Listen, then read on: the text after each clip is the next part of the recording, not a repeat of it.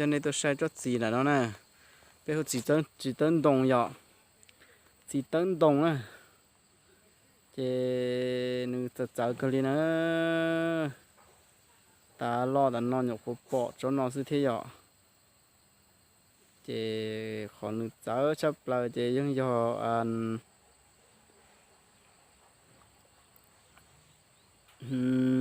chỉ trong cái gì mà món à nếu có cho ba chót gì lên nói chứ nhưng mà đi tờ một đế chứ nhưng mà gì đây nữa nào rồi đi chỉ mà muốn là giờ chứ bé cho xí cho một sai sai trong đi chả nữa cũng cho nên một sai sai trong chả nữa ít trong phu sẽ đời giờ nún nó nhân đặc họ cũng nhớ nó cũng cho nên tôi một sai ít cho bé ít mong ít sự hồ để chỉ dân đồng giờ cho nó nè chỉ tân đồng bé mua cho chỉ thế cho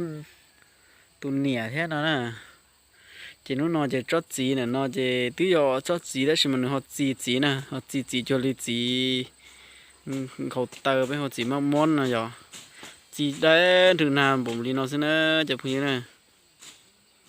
chỉ đến từ nào bụng nó nè chỉ bỏ để cho giờ đó chỉ nè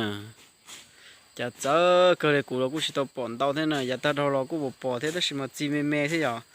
nó chỉ nên sai cho nó chín tao để từ nào đi nó xin nữa để từ nào bổ đi nó xin nè để từ nào bổ đi nó xứ giờ chỉ lo cái cũng giống nó kìa nè chỉ nè chỉ cũng thế để cho nó mà chở cơ ngồi đi theo lo để nó không bỏ cho nó chín dư xin nè tao cũng chỉ mê cũng bông lại rồi, đó chỉ cho nó vậy cũng chỉ lo nè, chỉ đang đỡ nào cho chè thì nó nè, cho đi cho xí mà muốn xin nữa cho cứ ti, đến từ họ xả bỏ thế nó là ba tôi chậu sai của thế nữa chỉ bọn nó nè, chỉ đi nó nữa, rồi đi nó nè cho cứ ti nè lúc gì nè. Lo cái cũng xeo thì xeo lo cũng giống nó này, chặt gì này lo nữa.